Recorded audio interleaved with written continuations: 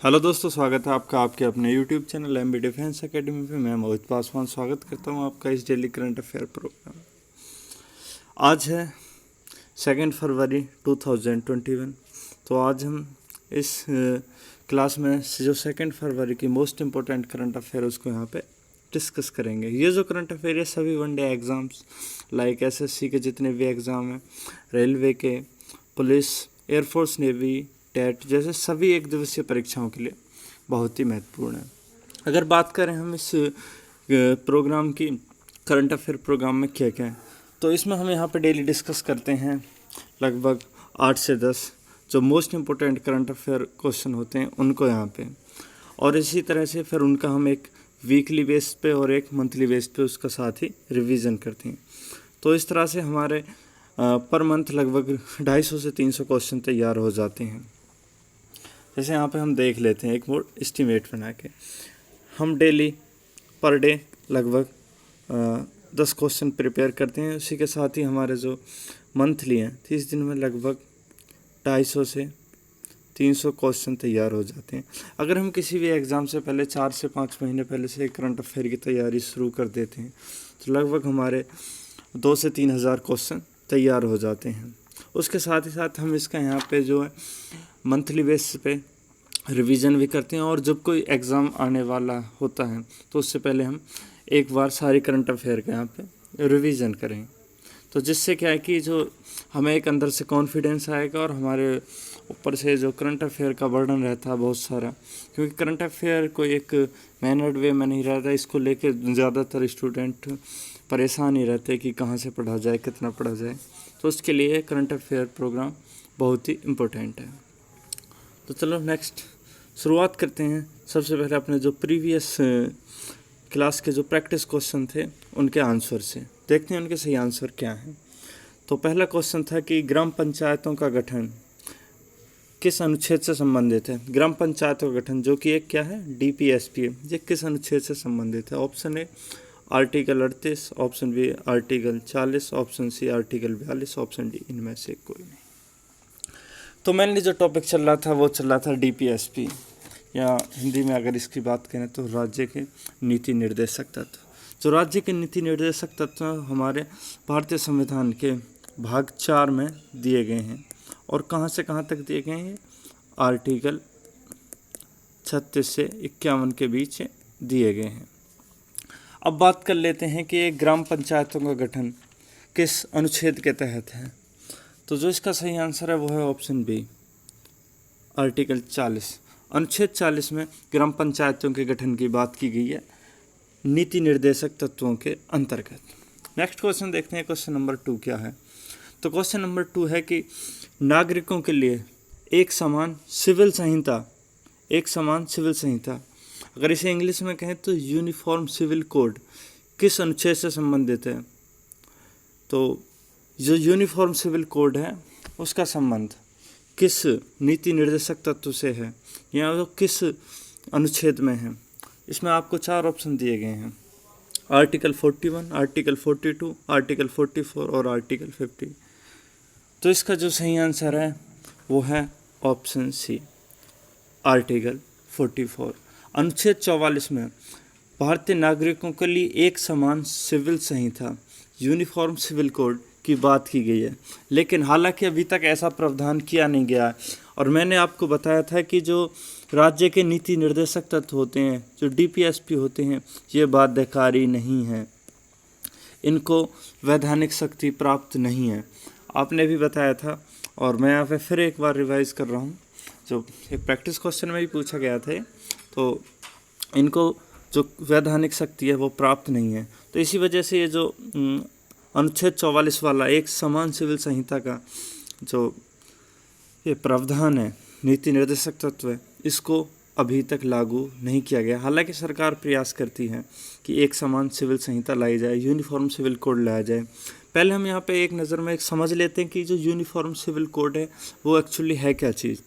तो मैं आपको बता देता हूँ। जैसे हमारे यहाँ पे बहुत सारे धर्म के लोग रहते हैं, जैसे हिंदू भी रहते हैं, मुस्लिम भी रहते हैं, सिख ईसाई रहते हैं। तो हम यहाँ पे किन्हीं 2 का एग्जांपल लेकर चीज़ों को समझते हैं। जैसे सबसे पहले बात करें मुस्लिमों की, तो मुस्लिमों में क्या है कि एक से ज़्यादा विवाह अलाउ में, जबकि हिंदुओं की बात करें तो हिंदुओं में एक से ज़्यादा विवाह अलाउ नहीं है। उसी प्रकार तो ये एक एग्जाम्पल हो गया। इसी टाइप के दोनों धर्मों में अलग अलग प्रावधान है। तो एक समान जो सिविल संहिता है वो क्या प्रावधान करेगा, उसके अंतर्गत फिर सभी के लिए, जो भी भारत के नागरिक हैं सभी के लिए एक जैसे प्रावधान हो जाएंगे, सभी के लिए एक विवाह जो भी है सारी शर्तें सभी के लिए एक जैसी हो जाएंगी। अभी क्या है, अभी हमारे धर्मों के हिसाब से ये जो कोड्स बने हुए हैं, जैसे Hindu marriage code, Hindu family code, उस टाइप के ऐसे ही मुस्लिमों के लिए अलग से कोड बने हुए हैं। तो आई होप ये आपको अच्छे से समझ में आया होगा। इसके बाद देखते हैं जो आज के करंट अफेयर के क्वेश्चन हैं उनको। और जो सबसे पहला क्वेश्चन है वो आपको स्क्रीन पर दिख रहा होगा। क्वेश्चन नंबर 1, स्टार्स प्रोजेक्ट के क्रियान्वयन में वित्तीय मदद के लिए किस वैश्विक संस्था के साथ समझौता पर हस्ताक्षर किए गए हैं? जी हाँ, किसी वैश्विक संस्था की बात हो रही है यहाँ पे, जो वर्ल्ड लेवल की जो ये संस्था होती है उसकी बात की जा रही है। कौन सी है संस्था? तो यहाँ पे 4 ऑप्शन दिए गए हैं आपको। Option A IMF, option B WTO, option C World Bank और ऑप्शन डी ADB। तो इसका जो सही आंसर है वो देखते हैं क्या है। तो जो इसका सही आंसर है वो है ऑप्शन सी वर्ल्ड बैंक। तो वर्ल्ड बैंक के साथ ये समझौता किया गया है, किसके लिए? वित्तीय मदद के लिए अभी हाल में। उसके साथ ही हम पहले स्टार्स प्रोजेक्ट को समझ लेते हैं। एक्चुअल में ये स्टार प्रोजेक्ट्स है क्या जिसकी हम बात करें, तो ये जो स्टार प्रोजेक्ट्स है ये शिक्षा मंत्रालय की एक परियोजना है। स्टार्स का पूरा नाम है strengthening teaching learning and results for states.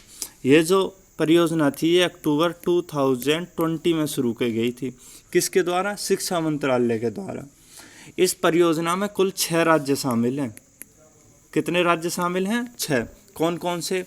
Haryana है, हिमाचल प्रदेश है, राजस्थान है, महाराष्ट्र है और केरल है और आपका एक और राज्य मध्य प्रदेश है। उसके साथ बचा अंतिम राज्य वो है उड़ीसा। तो टोटल कितने राज्य हो गए? 6। तो ये 6 राज्य इस परियोजना में शामिल हैं और इस परियोजना के तहत इन्हीं को ये वित्तीय सहायता उपलब्ध कराई जाएगी। किसके द्वारा? वर्ल्ड बैंक के द्वारा। इसके बाद हम बात करते हैं नेक्स्ट क्वेश्चन की, क्वेश्चन नंबर 2। तो क्वेश्चन नंबर 2 क्या है देखते हैं उसको।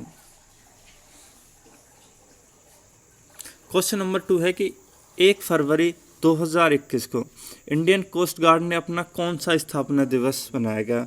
हाँ जी, यहाँ इंडियन कोस्ट गार्ड ने, भारतीय तटरक्षक बल की बात हो रही है। भारतीय तटरक्षक बल ने 1 फरवरी 2021 हाल ही में अपना कौन सा स्थापना दिवस मनाया? ऑप्शन ए 40वां, ऑप्शन बी 42वां, ऑप्शन सी 45वां, ऑप्शन डी इनमें से कोई नहीं। तो जो इसका सही आंसर है वो है ऑप्शन सी 45वां।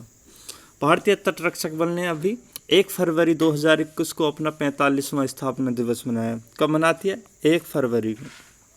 यहाँ पे आपको नीचे पिक्चर में दिख रहा होगा, ये रही आपकी इंडियन कोस्ट गार्ड और ये रहा इंडियन कोस्ट गार्ड का लोगो। उसके साथ ही आप यहाँ पे देख सकते हैं जो इसका आदर्श वाक्य है वो है वयम रक्षाम। जी हाँ, वयम रक्षाम। कभी कभी एग्जाम में पूछ लिया जाता है कि इसका जो आदर्श वाक्य है इस बल का वो क्या है, तो इसका आदर्श वाक्य है वयम रक्षाम। अगर इसकी स्थापना की बात करें तो इंडियन कोस्ट गार्ड की जो स्थापना हुई थी वो 1977 ईस्वी में हुई थी और ये विश्व की चौथी सबसे बड़ी तटरक्षक बल है। जो भारतीय तटरक्षक बल है विश्व का चौथा सबसे बड़ा तटरक्षक बल है। अब बात कर लें इसकी शक्ति की, तो इसमें लगभग 156 ये वाले जहाज जो आपको दिख रहे हैं पानी के ये हैं, और अगर बात करें ये वाले विमान और हेलीकॉप्टर्स की तो इसमें लगभग 62 विमान शामिल हैं। तो आई होप ये आपको अच्छे से समझ में आ गया होगा पूरी तरह से। और इसके साथ ही एक और चीज़ बता देता हूँ जो इसमें बिल्कुल पूछा जा सकता है। जो इंडियन कोस्ट गार्ड है, जो ICG है, इसके वर्तमान में महानिदेशक कौन है? तो इसके वर्तमान में महानिदेशक हैं के नटराजन। बिल्कुल याद रखना, सीधा सीधा क्वेश्चन पूछा जा सकता है। और अभी कोस्ट गार्ड का एग्ज़ाम आने वाला है, कोस्ट गार्ड की अभी वैकेंसी निकली हुई है, शायद आपने भर दिया होगा फॉर्म, नहीं भरा तो लास्ट डेट से पहले फटाफट अपना फॉर्म भर दो। और जो कोस्ट गार्ड का एग्ज़ाम होगा उसमें तो पूरे चांस बनते हैं इनके कि अभी के स्थापना दिवस पूछ ले, इसके जो महानिदेशक हैं वो पूछ ले, इसका आदर्श वाक्य पूछ ले, तो कितने सारे क्वेश्चन हो गए यहाँ पे आपके तैयार। तो इसको ज़रूर ध्यान से देखेंगे, ठीक है। इसको स्टार कर लीजिए, स्टार मार्क डिफेंस वाले। तो नेक्स्ट क्वेश्चन देखते हैं इसके बाद। क्वेश्चन नंबर 3 क्या है? तो क्वेश्चन नंबर 3 है कि भारतीय नौसेना के किस जहाज़ को हाल ही में सेवा मुक्त किया गया है? जी हाँ, सेवा मुक्त की बात की गई है, डी कमीशन बोलते हैं जिसको। इंडियन नेवी का जहाज़ है। 4 ऑप्शन दिए गए हैं आपको। Option A T-81, option B Vikramaditya, option C Vikrant, option D इनमें से कोई नहीं। तो यहाँ आपको सही आंसर बताना है, तो इसका सही आंसर बता देते हैं। चलो, इसका सही आंसर है ऑप्शन ए T-81। जी हाँ, हाल ही में T-81 को भारतीय नौसेना से डीकमीशन किया जा चुका है, इसको सेवा मुक्त कर दिया गया। कब किया गया है इसको सेवा मुक्त? तो इसको 28 जनवरी 2021, कब? 28 जनवरी 2021 को भारतीय नौसेना से सेवा मुक्त किया गया। कब लाया गया था इसे भारतीय नौसेना में? तो 5 जून 1999 में इसे भारतीय नौसेना में कमीशन किया गया था, अर्थात कहें तो शामिल किया गया। तो इसने लगभग अपनी 20 वर्ष से भी ज़्यादा की सेवा भारतीय नौसेना को दी है। और इसको हम चलो आपको दिखाई देते हैं ये कैसा है जहाज़। तो आइए, आपको यहाँ पे तस्वीर में ये जहाज़ दिख रहा होगा क्लियर, तो आप इसके यहाँ पे दर्शन कर सकते हैं अच्छे से कि यही वो जहाज़ है। कौन सा? T-81। कौन सा जहाज़ है? T-81। अब हम इस T-81 जहाज़ से संबंधित कुछ बातें बता देते हैं। तो जो इसकी स्पीड थी वो एक अच्छी खासी स्पीड थी, 45 नॉट। अब आप समझ गए होंगे नॉट क्या होता है। जो समुद्री में जो दूरी स्पीड नापते हैं वो नॉट से ही नापते हैं, ठीक है। और ये दिन रात, मतलब डे और नाइट दोनों टाइम में ऑपरेशन करने में सक्षम था ये जहाज़। ये एक छोटा, तेज, फुर्तीला और आक्रामक टाइप का युद्धपोत है। इसमें एंटी शिप मिसाइल भी थी, इसमें गन भी थी, और इससे टॉर्पीडो भी लॉन्च कर सकता था। जी हाँ, टॉर्पीडो वो होते हैं जो समुद्र में पानी में फेंके जाते हैं और वो उस पानी के अंदर जो पनडुब्बियाँ होती हैं उनको नष्ट करने के काम आते हैं। यहाँ पे आप देख रहे होंगे इन FAC T-81। तो FAC का मतलब क्या है यहाँ पे? Fast attack craft. क्या है? Fast attack craft. और IN का मतलब हो गया इंडियन नेवल। आपने देखा होगा जैसे INS विक्रांत, INS विक्रमादित्य, तो INS का वहाँ पे क्या मतलब होता है? Indian naval ship. उसी और इसके साथ ही मैं एक और बात बता देता हूँ, ये जो यहाँ पे ऑप्शन सी दिख रहा है ना आपको विक्रांत, ये भी ऑलरेडी भारतीय नौसेना से डीकमीशन हो चुका है। जी हाँ, तो आज का जो इसका सही आंसर हो गया वो हो गया ऑप्शन ए T-81। इसके बाद नेक्स्ट क्वेश्चन देखते लेते हैं फटाफट क्या है। तो क्वेश्चन नंबर 4 पे आ जाते हैं। तो क्वेश्चन नंबर 4 आपको स्क्रीन पर दिख रहा होगा। क्या है कि भारतीय मूल की अंतरिक्ष यात्री कल्पना चावला की पुण्यतिथि हाल ही में कब मनाई गई? भारतीय मूल की जो अंतरिक्ष यात्री हैं, कौन? कल्पना चावला, उनकी बात की जा रही है। तो इसमें 4 ऑप्शन आपको दिए गए हैं। ऑप्शन ए 28 जनवरी, ऑप्शन बी 30 जनवरी, ऑप्शन सी 1 फरवरी, ऑप्शन डी 2 फरवरी। सभी ने कल्पना चावला का नाम तो ज़रूर ही सुना होगा, क्योंकि ये एक तो भारतीय मूल की हैं और दूसरा ये अंतरिक्ष में जाने वाली पहली महिला यात्री भी हैं। तो इनकी जो पुण्यतिथि मनाई जाती है वो मनाई जाती है ऑप्शन सी 1 फरवरी को।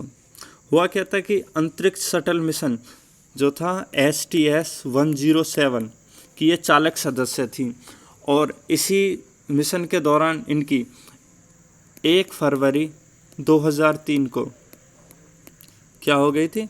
मृत्यु हो गई थी। और इनका जन्म कहाँ हुआ था? इनका जन्म हरियाणा के करनाल ज़िले में हुआ था, तो याद रखना। तो ये बहुत ही अपने आप में एक प्राउड फील करने वाली चीज़ है कि जो भारत की जो लड़कियां हैं वो कहाँ तक पहुँच गई हैं। इसके बाद नेक्स्ट क्वेश्चन देखते हैं। क्वेश्चन नंबर 5 क्या है? तो क्वेश्चन नंबर 5 है कि किस पुलिस फोर्स ने टॉप 25 मिशन शुरू किया, अभियान शुरू किया? जी हाँ, टॉप 25 मिशन की बात की जा रही है यहाँ पे। तो यहाँ पे आपको 4 ऑप्शन दिए गए हैं। ऑप्शन ए है Gujarat, option B Kerala, option C Mumbai, option D Delhi. तो जो इसका सही आंसर है वो है ऑप्शन सी मुंबई। तो मुंबई पुलिस ने अभी ये टॉप 25 नाम का ये अभियान शुरू किया है। इसमें क्या गया है कि टॉप 25 नामों की एक सूची बनाई जाएगी जिसमें 25 नाम होंगे। वो 25 नाम किन के होंगे? जो मोस्ट इम्पोर्टेंट हिस्ट्री सीटर होते हैं ना किसी क्षेत्र के, तो वो उनके नाम होंगे। और ऐसे लोग जो भविष्य में कानून व्यवस्था को बिगाड़ सकते हैं, तो उनकी ये सूची बनाई जाएगी और उन पर एक जगह एक बॉन्ड पर हस्ताक्षर करा जाएंगे कि वो एक अच्छा व्यवहार करेंगे। अगर वो ऐसा नहीं करते हैं तो उन पे जो है कुछ ना कुछ सज़ा का प्रावधान रखा जाएगा, जिसमें वो जुर्माना होगा। मोस्टली उनको कोई वैसी सज़ा नहीं दी जाएगी, उन पर जुर्माना लगाया जाएगा। नेक्स्ट क्वेश्चन देखते हैं, क्वेश्चन नंबर 6 क्या है। तो क्वेश्चन नंबर 6 है कि फ्यूचर इन्वेस्टमेंट इनिशिएटिव फोरम। जी हाँ, फ्यूचर इन्वेस्टमेंट इनिशिएटिव फोरम या FII की बात की जा रही। तो FII फोरम के 4थे संस्करण का आयोजन कहाँ किया जा रहा है? ऑप्शन ए दिल्ली में, ऑप्शन बी रियाद में, ऑप्शन सी शंघाई में, ऑप्शन डी तेहरान में। तो जो इसका सही आंसर है वो है ऑप्शन बी रियाद। रियाद कहाँ पे है? तो ये है सऊदी अरब में। तो सऊदी अरब के रियाद में फ्यूचर इन्वेस्टमेंट इनिशिएटिव या कहें FII का फोरम के 4थे संस्करण का आयोजन किया जा रहा है। और जो केंद्रीय स्वास्थ्य और परिवार कल्याण मंत्री हैं भारत के, उन्होंने वीडियो कॉन्फ्रेंसिंग के माध्यम से इसमें शामिल हुए हैं। और इसकी अगर बात करें तो इस फोरम को, FII को, किसी एक अलग नाम से भी जाना जाता है और जो बहुत ही इम्पोर्टेंट है। वो नाम क्या है? इसको डेजर्ट इन दावोस के नाम से भी जाना जाता है, डेजर्ट इन दावोस। अब ये डेजर्ट इन दावोस नाम आया कहाँ से? तो एक जो WEF है, वर्ल्ड इकोनॉमिक फोरम, इसकी बैठक कहाँ होती है? इसकी बैठक होती है स्विट्ज़रलैंड के दावोस में। इसको दावोस संवाद के नाम से भी जाना जाता। तो इस दावोस संवाद में ही इसका ये नाम निकल के आया था, डेजर्ट इन दावोस। तो ये भी आपको याद रखना होगा।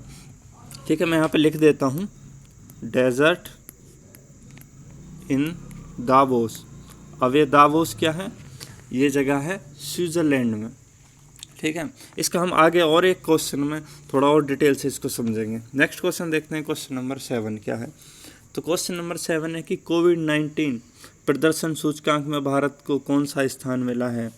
जी हाँ, कोविड-19 का जो परफॉर्मेंस इंडेक्स है वो जारी किया जा चुका है और इसमें भारत की स्थिति पूछी गई है। तो ऑप्शन ए 75वां, ऑप्शन बी 81वां, ऑप्शन सी 86वां, ऑप्शन डी 90वां। तो जो इसका सही आंसर है वो तो है ऑप्शन सी 86वां। जो कोविड-19 परफॉर्मेंस इंडेक्स है उसमें भारत को 86वां स्थान प्राप्त हुआ है। अब इसी के साथ बात कर लेते हैं कि ये इंडेक्स जारी किसने किया है। तो ये इंडेक्स जारी किया है एक लोवी नामक संस्थान ने। जी हाँ, लोवी नाम का एक संस्थान है। कहाँ का है ये संस्थान? तो ये ऑस्ट्रेलिया का है। ऑस्ट्रेलिया में कहाँ? ये सिडनी में स्थित है। तो ये भी आप याद रखेंगे, सिडनी, ऑस्ट्रेलिया। इसके बाद बात करें नेक्स्ट क्वेश्चन की। तो नेक्स्ट क्वेश्चन क्या है उसको देखते हैं। सॉरी, इसके साथ पहले मैं थोड़ा एक और बात जोड़ देता हूँ कि इसमें टॉप और लास्ट कौन है। तो जो टॉप जो कंट्री रहा है इस इंडेक्स में वो रहा है न्यूजीलैंड। ये भी इम्पोर्टेंट है। भारत की स्थिति तो कभी कभी पूछी ही जाती है, लेकिन कभी कभी इसमें जो टॉप जो कंट्री रहा वो और जो लास्ट रहा उससे भी संबंधित प्रश्न पूछ लिए जाते हैं। और लास्ट में सबसे जो अंतिम स्थिति रही है इसमें जो सबसे खराब प्रदर्शन रहा वो ब्राज़ील का रहा है। सबसे अच्छा न्यूजीलैंड का और सबसे खराब ब्राज़ील का। इसमें कुल 98 देश थे और इन 98 में से ही भारत का स्थान 86वां था। तो भारत का भी जो प्रदर्शन है वो कोई ज़्यादा अच्छा नहीं है। लास्ट पोजीशनों में से ही इसकी पोजीशन है। नेक्स्ट क्वेश्चन देखते हैं, क्वेश्चन नंबर 8 क्या है। तो क्वेश्चन नंबर 8 है कि द ग्रेट रीसेट की जो पहल है वो किस वैश्विक संगठन की पहल है? Option A WEF, option B WHO, option C WTO, option D इनमें से कोई नहीं। तो जो इसका सही आंसर है वो क्या है देखते हैं। तो इसका जो सही आंसर है वो है option A WEF, world economic forum. अभी हम थोड़ी देर पहले जो बात कर रहे थे किसमें, जो फ्यूचर इन्वेस्टमेंट इनिशिएटिव फोरम के टाइप FII की जो बात कर रहे थे, जो रियाद, जो सऊदी अरब के रियाद में जिसका सम्मेलन हुआ था, हम इसी की अभी बात की थी हमने, WEF की, वर्ल्ड इकोनॉमिक फोरम की। तो यहाँ पे इसको देखते हैं वर्ल्ड इकोनॉमिक फोरम को। तो वर्ल्ड इकोनॉमिक फोरम ने अभी जब इसका सम्मेलन हुआ है 2021 का, और इसी को किस नाम से भी जाना जाता है, तो इसको दावोस संवाद के नाम से भी जाना जाता है। किसके? दावोस संवाद। और ये होता कहाँ है? दावोस ऑस्ट्रेलिया में है।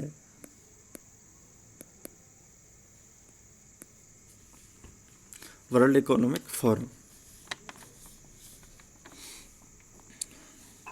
और जो भारतीय प्रधानमंत्री नरेंद्र मोदी, उन्होंने वीडियो कॉन्फ्रेंसिंग के माध्यम से जो वर्ल्ड इकोनॉमिक फोरम है, इसके दावोस संवाद को संबोधित भी किया है। अब बात कर लेते हैं जो वर्ल्ड इकोनॉमिक फोरम है, इसकी स्थापना कब हुई थी। तो इसकी स्थापना हुई थी 1971 ईस्वी में। कहाँ? इसका हेडक्वार्टर कहाँ है? इसका हेडक्वार्टर है जिनेवा में। और जिनेवा कहाँ है? स्विट्ज़रलैंड में। इसको भी आप याद रखेंगे, जिनेवा। इसके बाद नेक्स्ट क्वेश्चन देखते हैं, क्वेश्चन नंबर 9, जो करंट अफेयर का लास्ट क्वेश्चन है। क्वेश्चन बहुत ही इम्पोर्टेंट है। और क्वेश्चन में क्या पूछा गया है? तो क्वेश्चन में पूछा गया है कि हाल ही में किस देश की सेना ने तख्ता पलट किया है। तो यहाँ पे 4 नाम दिए गए हैं। भूटान की सेना ने, ऑप्शन बी म्यांमार की सेना ने, ऑप्शन सी मालदीव की सेना ने, ऑप्शन डी पाकिस्तान की सेना ने। तो अभी हाल ही में क्या कि जो म्यांमार की सेना है उसने अपने देश में तख्ता पलट कर दिया। तख्ता पलट का यहाँ पे जो मतलब वो ये है कि जो वहाँ की सरकार है उसको गिरफ्तार करा के या उसको हटा के वहाँ पे अपना कब्जा कर लिया है, जो वहाँ की प्रशासनिक गतिविधियाँ उन पे। और साथ ही इसने जो म्यांमार की सेना, इसने वहाँ पे जो 1 साल के लिए आपातकाल की घोषणा कर दी है। कितने वर्ष के लिए? 1 वर्ष के। तो ये इम्पोर्टेंट है, पूछा जा सकता है कि कितने वर्ष के आपातकाल की घोषणा की है। तो 1 वर्ष। और किस देश के? तो म्यांमार की सेना ने। हुआ क्या है एक्चुअली में, वो थोड़ा हम समझ लेते हैं। तो क्या है कि 2011 में, वर्ष 2011 में ही म्यांमार में लोकतंत्र की शुरुआत हुई थी, डेमोक्रेसी की शुरुआत हुई थी। डेमोक्रेसी का मतलब ये होता है कि वहाँ पे जो सरकार चुनी जाती है, वहाँ पे जो प्रधानमंत्री या राष्ट्रपति जो चुने जाते हैं, वो जनता की मतदान के द्वारा चुने जाते हैं। तो जनता मतदान करती है, उसके द्वारा वो चुने जाते हैं। मतलब उसमें जनता की हिस्सेदारी होती है। जैसे कि लोकतंत्र की परिभाषा में ही लिखा हुआ है कि जनता के लिए, जनता के द्वारा, जनता पर। तो उसी हिसाब से यहाँ पे 2011 में लोकतंत्र की शुरुआत हुई थी। लेकिन अब क्या हुआ कि जो यहाँ की एक पार्टी है म्यांमार की, national league for democracy party, जो नवंबर 2020 के जो चुनाव हुए थे इसमें म्यांमार में, उसमें ये party national league for democracy party ये भारी मतों से जीती है। और इसने एक बहुत अच्छी अपनी पोजीशन बना ली और इसकी सरकार बन गई। और इसकी जो नेता है वो हैं आंग सान सू। तो जो यहाँ की सेना है म्यांमार की, उसने क्या है कि उसने इसको जो ये कह दिया कि नहीं, ये गलत तरीके से यहाँ पे सरकार बनी है और ये जो चुनाव हुए हैं इसमें कुछ मतलब अनियमितताएँ हुई हैं, तो जिसकी वजह से हम इसको सरकार को नहीं मानेंगे। और जो ये नेता है इस पार्टी की, national league for democracy party की जो नेता है आंग सान सू, इनको प्लस जो म्यांमार के राष्ट्रपति हैं, कौन? विन मिंट, इन दोनों को गिरफ्तार करके जेल में डाल दिया। तो इस टाइप से जो वहाँ की सेना है म्यांमार की, उसने म्यांमार की जो राजनीतिक स्थिति है उस पर अपना कब्जा कर लिया। इसी को तख्ता पलट कहते हैं। ऐसा कई बार, 1-2 बार पाकिस्तान में भी ऐसी स्थिति हुई है। अगर भारत के संदर्भ में बात करें तो भारत एक लोकतांत्रिक देश है। तो भारत ने जब लोकतांत्रिक देश है तो ऐसे किसी भी मामले पर जहाँ ऐसे अचानक सेना द्वारा कब्जा कर लिया जाता है तो उस पर चिंता व्यक्त की है। और भारत ने अभी, आपने देखा होगा कि 22 जनवरी को जो कोविशील्ड है, जो कोरोना की वैक्सीन है, उसकी लगभग 15 लाख डोज किसको भेजी थी, इस म्यांमार को भेजी हैं, और अभी म्यांमार में ये स्थिति हो गई। इसके बाद देखते हैं जो कल के लिए आपके लिए प्रैक्टिस क्वेश्चन है उसको।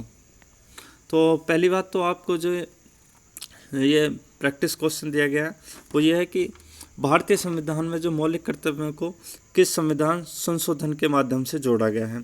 ऑप्शन ए 40वां, ऑप्शन बी 42वां, और या ऑप्शन सी 44वां संविधान संशोधन, या फिर इनमें से कोई नहीं। तो जो भी इसका सही आंसर होगा वो आप कमेंट बॉक्स में बताएंगे, और आप जो है मौलिक कर्तव्य हैं ये वाला टॉपिक अच्छे से पढ़ेंगे, रिवाइज करेंगे। इसमें क्या है, हम यहाँ पे स्टैटिक जीके को रिवाइज करते हैं। डेली से 1 या 2 प्रैक्टिस क्वेश्चन रहते हैं, तो जिसके माध्यम से एक तरह से उसका रिवीजन हो जाता है। तो इसे कहें तो एक तरह से स्टैटिक जीके का यहाँ पे रिवीजन है। और अभी हम इसमें पॉलिटी सब्जेक्ट को कवर कर रहे हैं, टॉपिक बाय टॉपिक हम किस तरह से आगे बढ़ रहे हैं। जैसे आपने देखा होगा, पहले हमने नागरिकता, फिर मौलिक अधिकार, फिर राज्य के नीति निर्देशक तत्व, अब मौलिक कर्तव्य। तो धीरे धीरे हम एक एक टॉपिक को यहाँ कवर करेंगे। तो आपको इसका जो सही आंसर है वो कमेंट बॉक्स में देंगे ज़रूर। And thanks for watching and concentrate, please subscribe and share.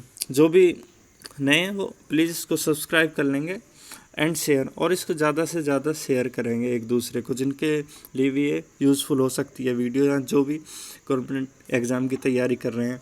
और आपको पता ही है कि सभी गवर्नमेंट एग्ज़ाम में करंट अफेयर आती है, तो आप उनके लिए वीडियो शेयर करेंगे ताकि ये उनके लिए भी यूजफुल हो सके। एंड हेल्प ईच अदर, और एक दूसरे की मदद करेंगे। और अगर आपको इसकी PDF चाहिए तो आप हमें टेलीग्राम पे ज्वाइन कर सकते हैं। हमारा जो टेलीग्राम ग्रुप है वो MB डिफेंस एकेडमी के नाम से, आप टेलीग्राम पे जाएं और वहाँ पे सर्च बॉक्स उसमें सर्च करें तो आपको ये ग्रुप मिल जाएगा, आप इसे ज्वाइन कर सकते हैं। यहाँ पे आप इसकी डेली बेसिस करंट अफेयर इसकी PDF प्राप्त कर सकते हैं। वैसे आपको मंथली बेस पे कंपाइल्ड PDF भी प्रोवाइड कराई जाएगी, और जब आपका कोई एग्ज़ाम आएगा तो उससे पहले भी आपको एक बार कंप्लीट इसका रिवीजन कराया जाएगा। Again thanks.